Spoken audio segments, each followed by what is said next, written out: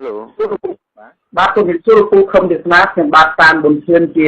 អ្នកតាព័ត៌មាន Hot News តាម Facebook លោកពូហ្នឹងហើយក្មួយបាទលោកពូខ្ញុំចង់យកព័ត៌មានដែលពិតទៅតាមព្រឹត្តិការណ៍សង្គមមិនបំភ្លើសមិនដូចចិត្តលោកពូដែរថ្មីនេះដូចថាមានប្រសង់ខ្មែរយើងទូទាំងប្រទេសមានការសប្បាយចិត្តនឹងពាក្យសម្ដីលោកពូនិយាយថាចោលសង្យាមឬក៏ថារវាងកាប់មុខដូចក្បាច់បណ្ដោតឯកថងទៅលោកពូបកស្រាយយ៉ាងម៉េចដែរលោកពូទីមួយពូចង់និយាយប្រាប់ថាយើងមិនអាចប្រើពាក្យថាសង្ឃទូទាំងប្រទេសទេពីព្រោះមានប្រសង់ច្រើនណាស់ដែលលោកល្អហើយលោកក៏គ្រប់គ្រងគំនិតសកម្មភាពរបស់ពូកន្លងមកដែរដូច្នេះយើងមិនអាចនិយាយពាក្យថាសង្ឃទូទាំងប្រទេសបានទេថាសង្ឃមួយចំនួនអញ្ចឹងទៅណាទីពីរពូចង់និយាយថាមិនមែនប្រសង់ទេពូមិនដែលទៅឆ្លោះជាមួយប្រសង់ទេដែលពូបកស្រាយរិះគន់ឬក៏និយាយថាពូហើយបហាហ្នឹងគឺពូនិយាយថាពួកដែលជ្រកក្រមផ្លាកពុទ្ធសាសនាហើយប្រើប្រាស់ពុទ្ធសាសនាដើម្បីផលប្រយោជន៍ផ្ទាល់ខ្លួននេះពូបកស្រាយតែប៉ុណ្ណឹងពូបកស្រាយវែកញែកតែមនុស្សប្រភេទហ្នឹងឯងពូអត់មានទៅប៉ះពាល់ដល់ស្ថាប័នពុទ្ធសាសនាឬស្ថាប័នប្រសង់ឡើយបាទអញ្ចឹងលោកពូខ្ញុំបាទចង់សួរលោកពូត្រង់មួយផងដែរព្រោះខ្ញុំតាមមិនជឿចិត្តនេះត្រង់លោកពូចង់សួរលោកពូថាលោកពូរត់នេះលោកពូកាន់សាសនាព្រះពុទ្ធឬក៏សាសនាគ្រិស្តពូអត់មានសាសនាអីផងក្មួយប៉ុន្តែពូគោរពតាមមេរៀនរបស់ព្រះសម្មាសម្ពុទ្ធហើយព្រះសម្មាសម្ពុទ្ធគឺជាបុគ្គលដ៏អស្ចារ្យក្នុងលោកដែលពូគោរពខ្លាំងជាងគេបំផុតប៉ុន្តែពូអត់មានសាសនាទាំងសាសនាពុទ្ធហ្នឹងក៏អត់សាសនាមូស្លីមក៏អត់យេស៊ូក៏អត់ពីព្រោះពូច្បាស់លាស់ថាព្រះសម្មាសម្ពុទ្ធមិនមែនជាប្រមុខសាសនាហើយក៏មិនមែនជាអ្នកបង្កើតសាសនាហើយព្រះសម្មាសម្ពុទ្ធក៏អត់មានសាសនាដែរព្រះអង្គ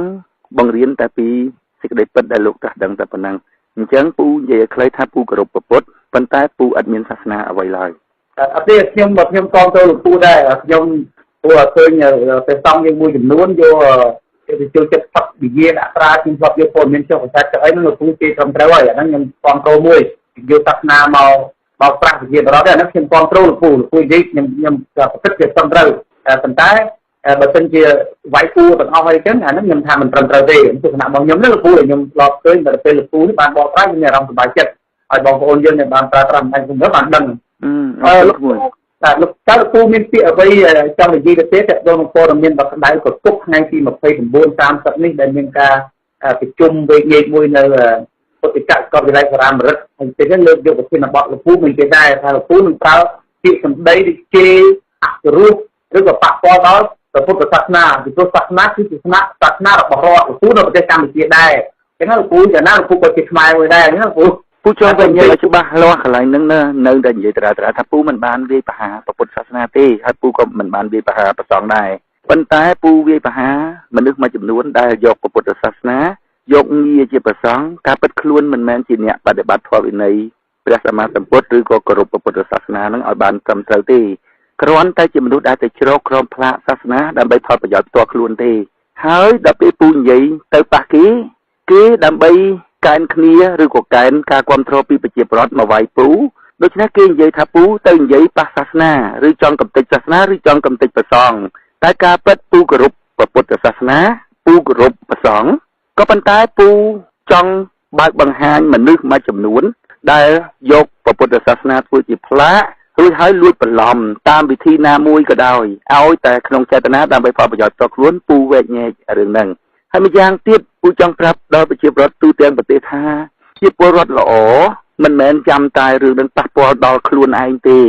កាលណាយើងចង់ឲ្យសង្គមរបស់យើងល្អទោះបីជា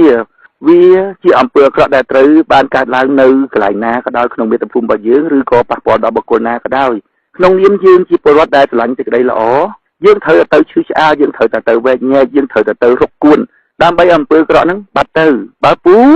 ចង់យករួចទៅខ្លួនទី1ពូមានសមត្ថភាពខាងសេដ្ឋកិច្ចពូអាចរស់បានទី2ពូមានសមត្ថភាពខួរក្បាលដែលអាចវែកញែកមិនឲ្យគេបោកបានតែហេតុអ្វីបានជាពូនៅតែឈឺឆ្អាលដល់អ្នកដទៃរហូតដល់ពេលហ្នឹងគឺថាមានរឿងដល់ខ្លួនផងពីព្រោះពូមិនអាចថ្មិចភ្នែកចំពោះអំពើអាក្រក់ដែលពូបានមើលឃើញហើយប្រជាពលរដ្ឋទូទៅគាត់មើលមិនឃើញគឺពូអត់មានប្រឆាំងជាមួយនឹងសាសនាហើយពូក៏អត់មានប្រឆាំងជាមួយព្រះសង្ឃពូប្រឆាំងជាមួយនឹងមនុស្សមួយចំនួនដែលយកពុទ្ធសាសនាបាំងពីខែប៉ុន្តែក្នុងចេតនាដើម្បីផលប្រយោជន៍ទៅខ្លួនតែប៉ុណ្ណឹងបាទលោកពូខ្ញុំក៏សូមអរគុណលោកពូដែរកន្លងមកគឺការផ្ទាំងចិត្តនិយាយពីពលរដ្ឋតែគេតែងនិយាយថាលោកពូគិតមួយថ្ងៃលើទូរស័ព្ទប៉ុន្តែ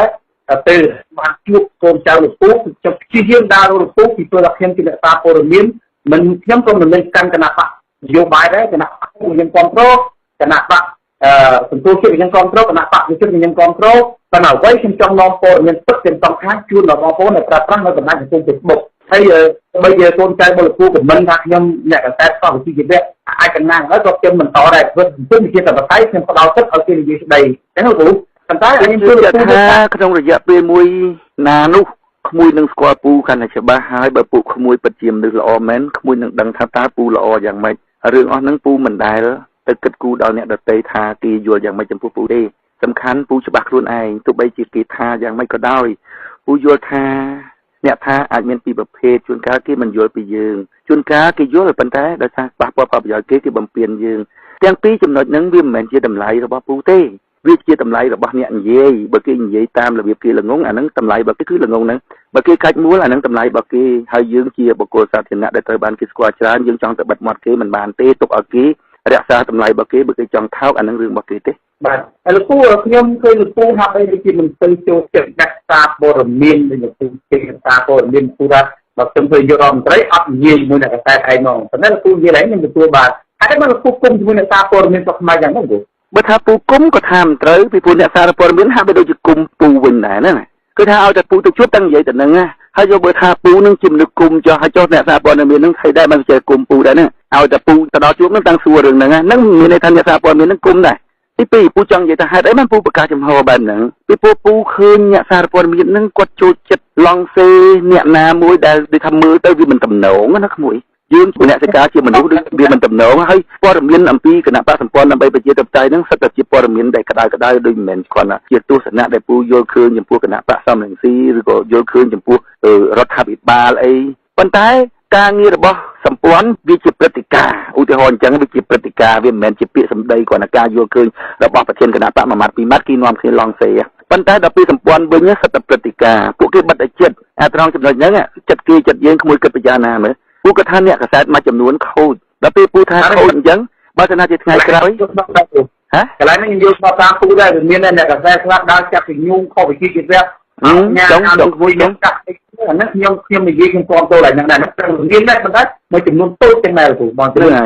ពូមិននិយាយទាំងអស់ឲ្យក្មួយប្រើពាក្យថាទូទៅនេះមានន័យថាវាមិនទាំងអស់ទេមិនទាំងអស់ទេក្មួយពូនិយាយនឹងសំដៅទៅអ្នកសារព័ត៌មានមួយចំនួនហើយពូនិយាយបែបជាកំ pl ែងផងក្មួយពូនិយាយគឺថាពូឌឺដងឲ្យពួកអ្នកកសែតដែលធ្វើអញ្ចឹងផងពូមិនទៅគុំគួនអីអញ្ចឹងទេក្មួយតែលោកពូខ្ញុំចង់សួរលោកពូចុងក្រោយមួយដែលខ្ញុំមើលការសម្ដែងរបស់លោកពូខុសជាមួយ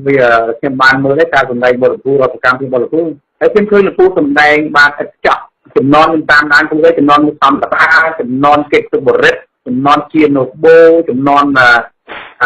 លោកឯកសិទ្ធិអីហេតុអីបានលោកពូមិនឲ្យជាផលិតកម្មឬក៏លោកពូដឹកនាំសម្ដែងអីមួយព្រោះលោកពូមានសមត្ថភាពខ្ពស់មិនដឹកជាផលិតកម្មមិនដឹកជាផលិតកម្មទីជួយលោកពូហើយបានលោកពូកប់ចំណេះវិជ្ជាដែលលោកពូមានគុណធានពីដើមមកហើយលោកពូកប់ចោលលោកពូការពិតសម្ដានរបស់ពូជាមនុស្សដែលស្រឡាញ់សិល្បៈណាក្មួយសូម្បីតែមកដល់ឥឡូវក៏ពូនៅតែសន្សំសរសេររឿងដែលពូយល់ឃើញថាវាគួរតែថតបញ្ចេញឲ្យអ្នកដទៃដឹងដែលវាមានលក្ខណៈជាការអប់រំជាការផ្ដល់មូលដ្ឋានក្នុងការត្រេះរិះពិចារណាអីចឹងណាពូក៏បានសរសេររឿងទាំងអស់ហ្នឹងហើយពូសន្សំចិត្តថាថ្ងៃណាមួយពូនឹងធាត់រឿងអស់ហ្នឹងប៉ុន្តែក្មួយត្រូវដឹងថា